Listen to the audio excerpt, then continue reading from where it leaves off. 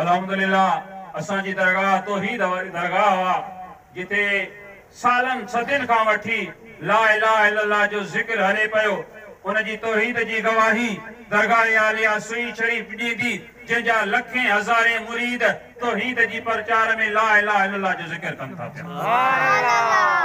उन तौहीद जी गवाही दरगाह आलिया भरचूटी शरीफ ॾींदी जंहिंजा लखें हज़ारे मुरीद पीसाई जे मुरीदन खां सवाइ ला इलाहा इल्लल्लाह जो जिक्र कनि था।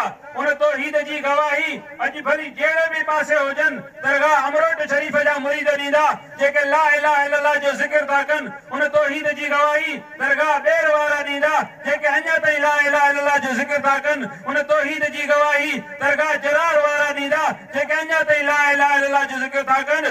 सभिनि खां पुछंदव त इहा तौहीद तव्हांखे कंहिं सेखारी? चवंदा इमामुल आरिफीन पीर मोहम्मद राशिद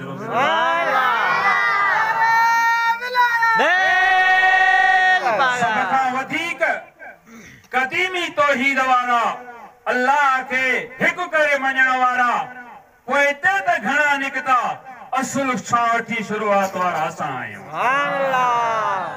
ऐं अल्हम्दुलिल्लाह जीअं करबला जी धरतीअ ते इमाम हुसैन सां चिठियूं लिखण वारा गदार थी विया, कसम ॾियण वारा गदार थी विया, अल्लाह जा वास्ता ॾियण वारा गदार थी विया, पर हुर सीनो ठोके बीठो चवण लॻो त साईं मां तोखे न छॾींदुसि। सिर कटिजी वियो पर हुर इमाम हुसैन खे न छॾियो।